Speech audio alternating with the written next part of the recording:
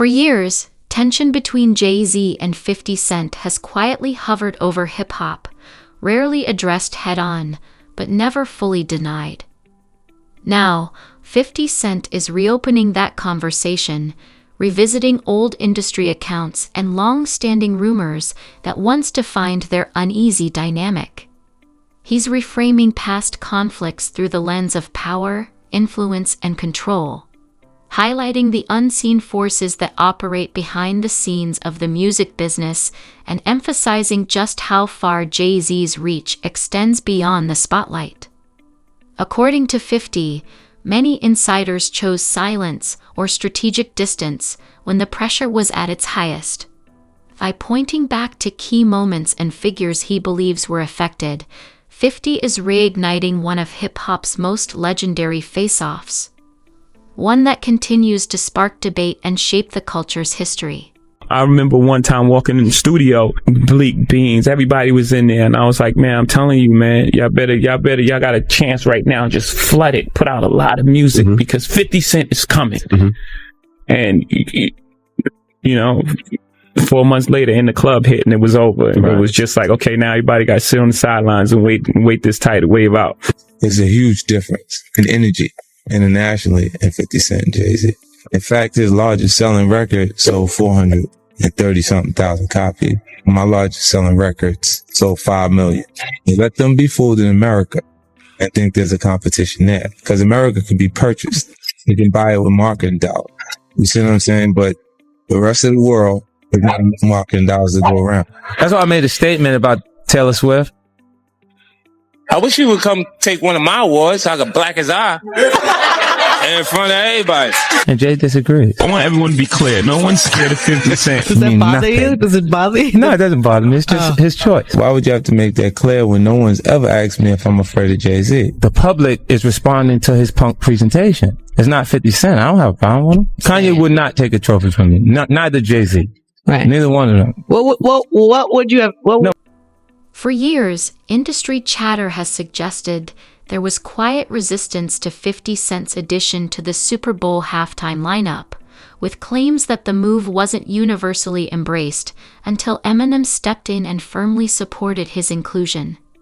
Whether those reports were exaggerated or misunderstood, the story has continued to fuel debate about the behind-the-scenes dynamics among hip-hop's biggest names. For many fans, it reinforces a long-held belief that Eminem has consistently stood in 50 Cent's corner, using his influence to support him at pivotal moments throughout his career. You couldn't sell more records than Jay-Z. But all you had to do was listen to Benny Siegel, and Benny Siegel was, oh my God. Oh my God. Yeah, he said that. That was the first of me actually hearing it. Like, oh, like I used to have questions like why every time my album dropped, Jay would drop right on top of me. He wouldn't let me breathe or right before me. Like I was always close and we always thought like, damn, if a kid, back then it was physical copies. So if you had $20, $20 that you saved up and you was going to buy an album and it's under the same house, Rockefeller, between Jay and BC, 9 times out of 10 you won't buy the Jay-Z album. I never understood that every single album that I dropped, Jay dropped right on top. And it was like, damn, like that in-house competition at that magnitude was crazy. Jay already the boss, but I always thought that, like, let me breathe. But to maliciously plot to hold me back, I don't know, man. I don't believe that. I don't want to believe that. I mean, but like I said, Dame would long been regarded as a sharp, business-minded architect of his own ascent, with critics suggesting that many of his moves reflect a calculated effort to expand influence and consolidate power within the industry.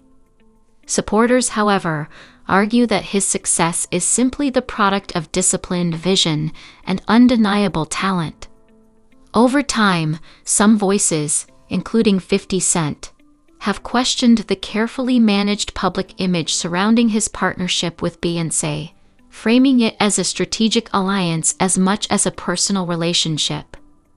While fans continue to celebrate them as one of music's most powerful duos, Jay-Z's growing presence at major events like the Grammys has only fueled further discussion about how intentionally he curates his legacy and how determined he is to project an untouchable status at the top of the game. Homie Jay-Z, right? I said to my nephew, I said, yo, listen, I have to ask him this straight up.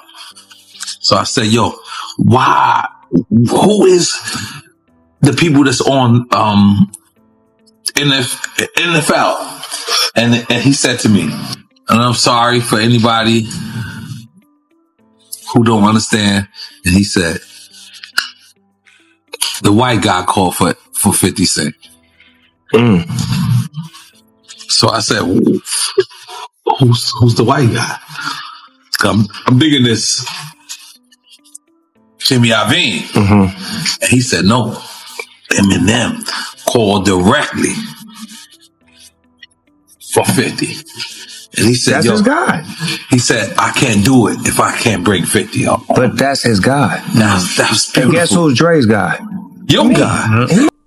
For years, speculation surrounding Jay-Z and Beyoncé's relationship has fueled ongoing debate, with some critics framing their partnership as a calculated union that strengthened both of their positions at the top of the industry. Fans, meanwhile, continue to defend the relationship as genuine and resilient. At the same time, unverified rumors about Jay-Z's personal life have circulated through tabloids and online discussions, drawing attention despite never being substantiated. Similar conversations have emerged around the early rise of artists like Rihanna, sparking broader discussions about how new talent is introduced into the industry and how power dynamics can shape those early paths.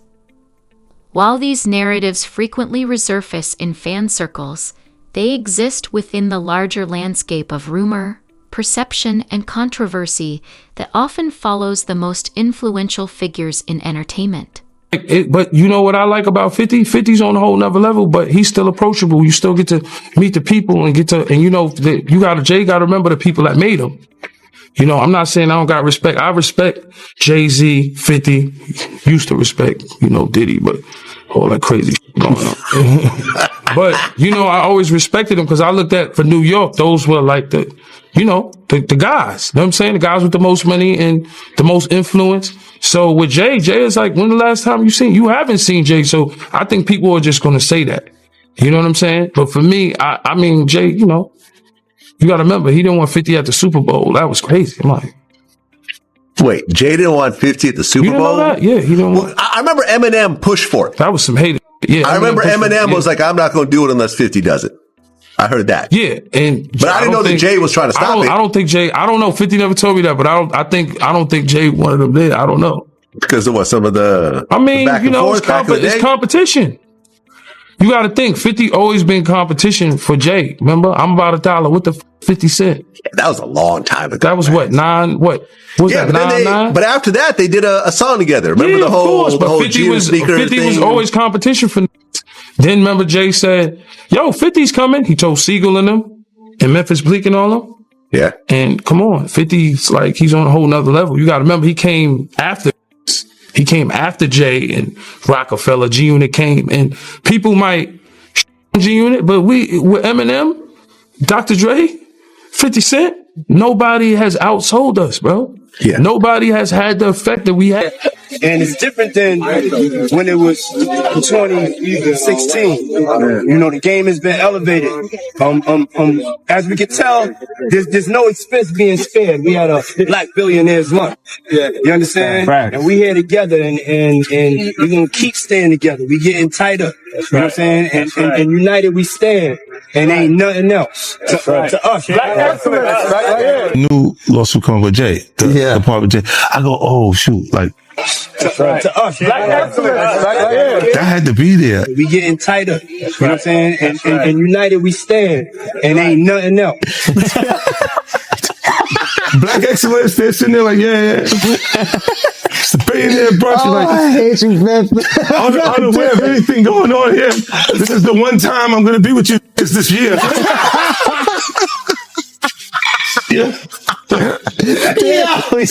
Come on, bro. Jay-Z once found himself at the center of intense media scrutiny following a high-profile incident involving music executive Lance Rivera at a New York nightclub, an episode that quickly became a major industry headline. The matter ultimately concluded with Jay-Z accepting responsibility for a lesser charge related to the dispute, bringing the situation to a legal close. Despite that resolution, the incident has continued to resurface in discussions about the early and more turbulent stages of his career, remaining one of the most widely referenced moments from his rise to prominence. He signed that contract, the marriage contract. He got trophies. Now those trophies came rolling in, buddy. He started getting Grammys left and right, man. I mean, look, if you look at his career, You're gonna let him say that. Jay was getting Grammys. He had one. Exactly. He had one. And he ain't show up. He had like 20 now. Oh, Lord. He had like 18 since he's been down. Look, he had one, bro. Hard Knock Life. You're not wrong. He was one. At the same time, he got some shit. He's like drinking. His pictures with him. Thinks the cup. Wait a minute. So you're saying the success is derived from the marriage? I've absolutely been treated differently. The accolades. Because he's no longer viewed as what, like a street or gangster rapper. Now he's viewed as a businessman, entrepreneur, family man. And the biggest ones because of the position Beyonce's. His career, you can look at that as say the association to Beyonce is when he started to receive the 16 Grammys since he's been with Beyonce. Right? And you go prior to that, one. Right. You see what I'm saying? So that came in association, like you see the kids even have Grammys. Like they don't sing yet. They don't sing. Right. They don't rap yet. And they already have Grammys and shit. So it's like they give them this trophy so we secure that they're coming to the award show. It meant that much to the culture that they just gave them. Why are you so on top of the business side of Jay-Z? You know what I'm saying? Some people like to just be an artist. Yeah, I was actually forced to be an artist and a businessman because when I tried to get a deal, I couldn't get a deal. So I had to create Rockefeller Records. We actually created Rockefeller Records from nothing. And, so I was... Over time, Jay-Z has publicly acknowledged personal mistakes within his marriage to Beyonce. Admissions that quickly reignited public discussion and curiosity about what may have been unfolding beyond the spotlight. That curiosity intensified after widely circulated footage from a 2014 Met Gala after-party captured a tense moment involving Solange and Jay-Z, while Beyoncé appeared calm nearby. The incident drew immediate global attention and sparked extensive conversation about the family's private dynamics and the pressures of life at such a high-profile level. It remains one of the most closely analyzed moments connected to them, underscoring how intensely their every move is scrutinized by the public. But Rihanna, she's from Barbados? Yeah. Okay. Okay, she's Bayesian. How did you come in contact with her? I mean, did you fly over there? No, Jay Brown had actually bought me the song. She has a song right now and it's I wouldn't say massive because of her roots, but she has this outrageous song called Pony Replay. And he played that song for me and I was scared. I was like, that song is too big for her. You know what I'm saying? Like, a new artist when a song is that big, it's it's hard to come back from. And I don't sign songs, I sign artists. Okay. You know what I'm saying? Won't you break down the difference between that? Because the viewing public might not understand that. Some people chase the hot song for a minute and then they sign, based on the song. I want to sign it based on an artist, based on, or based on the swag, or based on the level of talent, based on the writing, So I was a little reluctant when I first heard the song, and then, you know, he kept going, Jay Brown, he kept being persistent. I was like, you know what, bring her by. And when she walked into our office, I was like, you know, she just had, it was just something about her. It was just, she had this, you know, it was just something about it. And then she performed the song, and I was like, okay. Then, you know, we sat down and we talked, and they were talking about how she would stay in the studio and try to get the verse over, and then come back the next day. I was like, oh, work ethic, everything is there. So we signed it that night. We didn't let her leave the office. Really? The 3 a.m. was when that contract got signed. So from the meeting around 3, 4 in the afternoon, we signed it by 3 a.m. That day, I was absolutely certain. But Jaguar has been warning us about Jay-Z. Jay-Z has now had an official lawsuit. It's everywhere. It's now being talked about louder than ever. I guess, does that give you some peace to know that people are finally really questioning this man? It's emboldening me. I spoke on Piers Morgan. I said that I had 3 victims that I've been working with, victims of the Carters, that were ready to come forward. This might help them feel a little more confident now. So this is great, because he's been evading. But the thing is, everyone in the backdrop knew that he was the celebrity John Doe. Everybody knew that. They knew it when I did Piers Morgan. Is Beyonce celebrity B? I hope to God not. But she was around. And she's very... she's got enough on her plate. After everything that happened with the election and everything that's happening right now, I'm not going to dump on that woman. She got better fish to fry. What I will say is that her husband, she knows exactly who he is. Yeah. She knows. To Def Jam. She was an innocent baby when she came over here. And look at her now. 14 going on 15 years old. Flown over without parental supervision in a private plane by a man who was supposed to be a producer who auditioned her at 3 a.m. in the morning in a hotel room. Auditioning at 3 a.m. in the morning, a 14-year-old girl. She was flown to another country. She was taken to Def Jam headquarters. She was left in a conference room alone with Sean Carter for nearly 6 hours alone with no parental supervision. Her father collected a $500,000 check.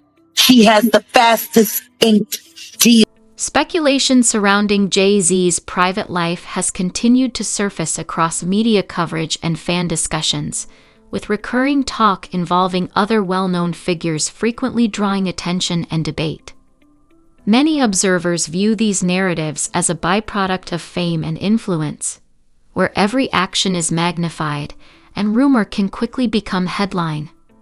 Together, these conversations underscore the constant scrutiny faced by artists at the highest level, where power, status, and visibility blur the line between a carefully managed public image and a life lived under relentless observation within the music industry. Jay-Z turned himself in tonight, and the cops started working on his rap sheet, accusing him of a stabbing at a trendy party. Kimberly Richardson is at Midtown South right now. Kimberly. Well, Rosanna, just a few hours ago, police here at Midtown South arrested Sean Carter, better known as Jay-Z.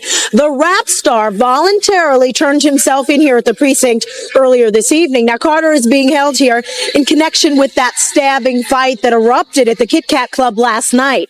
But just a few moments ago, Carter's attorney had this to say. He's not involved in this, period. He was at the club? That's my only comment. He wasn't involved in this.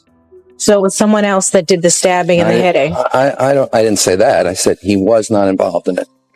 Now, Slovis goes on to say that at no time was Jay-Z hiding from the police, that they were in touch with cops all day and that they're trying to resolve this as gentlemen. But as Mike Sheehan shows us, others say they've seen the dark side of Jay-Z.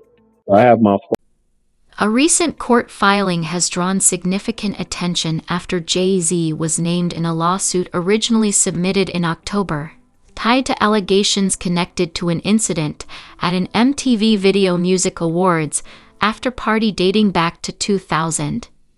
Jay-Z has strongly denied the claims, describing them as false and asserting that any legitimate review should occur through appropriate legal channels rather than through civil litigation. He has also publicly questioned the motives behind the filing, accusing the legal representatives involved of pursuing personal or strategic interests. The development has reignited broader discussion about how serious allegations involving high-profile figures are examined, and how the entertainment industry navigates claims that quickly evolve into matters of public scrutiny. Difficult to say, I'm going to talk about the problems in our marriage. I'm going to talk about how we almost lost things. And for her to say, I'm going to talk about my pain and anger at you. What were those conversations like? Again, it didn't happen in that way. It happened, we were using our art almost like a therapy session, and we started making music together. Mm-hmm. And then the music she was making at that time was further along. So her album came out as opposed to the joint album that we were working on. Mm-hmm. We still have a lot of that music. And this is what it became. There was never a point where it was like, I'm making this album. I was there. Right. I was right there the entire time. And what was her reaction to your work, and what was your reaction to hers? They must have caused, I think, they were pain both for each of you, right? Of course. And both very, very uncomfortable, but sitting in that, the best place in a hurricane is like in the middle of it. Yeah. We were sitting in the eye of the hurricane. Maybe not use hurricane because so many people are being affected right now, but the best place is right in the middle of the pain. Right. And that's where we were sitting, and it was uncomfortable. And it's a lot of conversations, and really proud of the music she made. And she was really proud of the art I released. And, at the end of the day, we really have a healthy respect for one another's craft. I think she's amazing. Right. Most people walk away and like divorce rate is like 50% or something because most people can't see themselves. The hardest thing is seeing pain on someone's face that you caused and then have to deal with yourself. Yeah. So most people don't want to do that. Yeah. You don't want to look inside yourself. And so you walk away. It's my soulmate. It's the person I love, and you can be in love with someone. You can love someone and and if you haven't experienced love and you don't understand it and you don't have the tools to move forward, then you're going to have complications, period. And if you can either address it or you can pretend until it blows up at some point. And, for us, we chose to fight for our love, for our family, to give our kids a different outcome. You see, to break that cycle. For Black men and women. To see a different outcome, like you were saying. It's not this celebrity couple. We were never a celebrity couple. We were a couple who just happened to. While much of the music industry continues to move cautiously and avoid public controversy, 50 Cent has remained unapologetically outspoken. In a recent podcast appearance, he challenged what he described as a long-standing culture of silence and guarded power at the highest levels of the business, suggesting that many influential figures choose restraint not in the interest of truth, but out of self-preservation, prioritizing status and reputation over transparency. His blunt remarks once again brought renewed attention to his rivalry with Jay-Z, while also highlighting the deeper layers of influence, control, and unspoken tension that have quietly shaped hip-hop narratives for years and continue to fuel debate behind the scenes. New twist in a high-profile lawsuit accuses rapper Jay-Z of raping a 13-year-old girl in 2000 alongside Sean Diddy Combs. The lawsuit, originally filed in October, was refiled today to include Jay-Z as a defendant. The anonymous accuser claims the assault occurred at an MTV Video Music Awards after-party. Jay-Z has denied the allegations in a statement on Roc Nation's Instagram, calling the accusations heinous and urging a criminal complaint be filed instead of a civil one. He also criticized the attorney behind the lawsuit, Tony Busby, accusing him.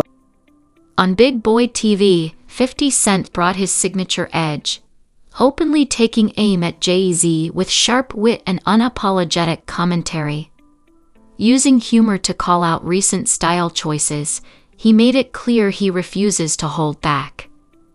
Unlike many in the industry who tread carefully, 50 leaned fully into his reputation for saying what others won't, showing no concern for optics or backlash. For him, honesty comes first. If a thought crosses his mind, it goes public without hesitation, cementing his role as one of the few voices willing to challenge power openly and without restraint. That if you throw little and you don't throw out allegations, but like you kind of poke fun at them. You just ask questions. You're not worried that it comes back your way. Like people dig up your past and try to pull stuff up. I don't have that in my past. I'm not. Everybody got a little bit. Look, like, it's real. No, I took a pill, but it was for me to perform better. For her to remember, buddy. I didn't give her a drink so she forget what the happened. What the is going on here, bro? Yes, I took the drinks. I gave me the drug to perform. So she can remember and possibly love me for that. Did it work? What the yo, bro, look, I'm doing pretty good. Like, I'm doing pretty good. You know what I mean? Like, but I'm just saying, this is the opposite of normal shit that we're talking about, bro. That is why. I don't know why it's so hard for people so just for to people to feel like shit is you weird. would have something or you would have reserved energy because you feel like you was doing it too. This is people that are looking on separation between their hardships or their the things that they got going on that would be issues and what a celebrity's issues would be. Wait, what does that mean? They think all celebrities are doing the same thing. Yeah. Right. And when you see, if I wasn't saying anything, guess what? You could safely say that a person on the outskirts that is not involved in hip hop culture could think that. Jaguar Wright has long spoken openly about her experiences in the music industry, including her interactions with Jay-Z, portraying him as a highly strategic and influential figure. She suggests that his level of power places him in a position few are willing or able to confront, highlighting how status and control operate behind the scenes. Her perspective adds depth to the broader conversation about power structures, calculated decision-making, and hierarchy in hip-hop, shedding light on how industry dynamics can shape careers, silence voices, and influence reputations over time. Jay-Z and them was putting it together. Mm-hmm. So I think they still harbor some energy towards me. You think you were purposely left out of the ad? No. I don't think. I think that they were saying the NFL has some issues with me that I don't know what those issues are. Like, what is the issue? You see what I'm saying? Like, and I with M, because like with Nori he had communication. He said, yeah, I talked to the big homie. He was saying to Jay, he was telling me, the white boy wouldn't do the truth without fit, right? And I'm like, that's when I start saying crazy stuff because I look and I go, oh, that's your big homie, right? And so he imaged himself after a gay painter. The big homie want to look like a gay painter. What are we talking about here? We're talking about Basquiat. He wants to look like a gay painter. Oh my God, I think I know where we're going with So this. now look, what I'm saying to you is, look, when you start looking at, that's not mine, that's theirs, they Harper, right? But when you look at, M is looking at the entire legacy. Yeah. The whole. 50 Cent has often highlighted the close association between Jay-Z and Diddy, framing them as two dominant figures operating within the same elite circle, but wielding influence in very different ways. In his view, Jay-Z works with precision and patience, exerting quiet pressure behind the scenes, while Diddy's moves are more visible and assertive. This contrast, 50 argues, shows the different strategies of power at the top of the industry. True to his unapologetic style, he makes it clear that status, fame, and connections don't impress him. He speaks freely while many others stay cautious. If you haven't seen it, which I hadn't seen it until this morning when I saw this headline, Kim found it for me. Let's watch this clip quickly. Crazy Let's that you watch haven't Tyra seen pushing to get this out of Rihanna, and when it does, man, it made me feel very, very uncomfortable. Audition. Yes, but before I met him, I was so nervous. I was shaking literally. But the moment I walked into the office, the atmosphere was so warm and welcoming. And you had to sing a cappella for him? Yes, I had to sing. I sang Fun to Replay. I sang another ballad from the album last time. So then what did he say to you? He said something to you. Oh, yes. He said, we don't sing songs here. We sing artists. And there was this little pause. And I was nervous. But then he said, and we're interested. And there was this sudden feel of relief. But then he said something about a window and a door or something. Oh, then he said, he said it homework. I did a lot of homework on you, this lady. He said, there are two ways to leave here, either through the door with the deal signed or through this window, and we're on the 29th floor. So you was like, where's the pen? Where's the paper? I'm signing. Yeah. The audience is so uncomfortable. Like, I don't know if Tyra was trying to get that on the record, but my God, what Jaguar? He threatened her. This is her own words coming out of her mouth. And she was a kid at that time, correct? 15-year-old girl who had been flown to the United States without parental supervision or a chaperone, brought to a grown man's office in a large corporate Manhattan building. Everybody knew when she flew in. I was there the day she got signed. And beautiful. When I met her that day, I knew she was a star. Like, just her look, the way she walked into a room and her confidence, and she performed in my office. And she was what, 17 years old at that point? 16. 16. And she has the confidence of it. She's like an old soul in a sense, right? Absolutely. So she walks in your office and what, she just belts out a tune? Belts out a tune, she performs, and I tell her, there's no way out of this office. And Diddy and a teenager, 13-year-old. Right. And we were speaking about just the statement. Right. The statement, you were saying you felt like that was calculated. That was, that the statement is something from, you can tell it's written by a lawyer.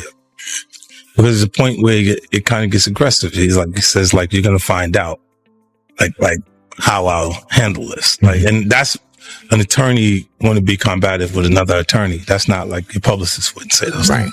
This is on your, put that up. Yeah, this is on, 50? Yeah, it says, I don't know what's going on, but are we still going to have the Super Bowl? I'm just asking for a friend. Yeah, I'm asking for Kendrick.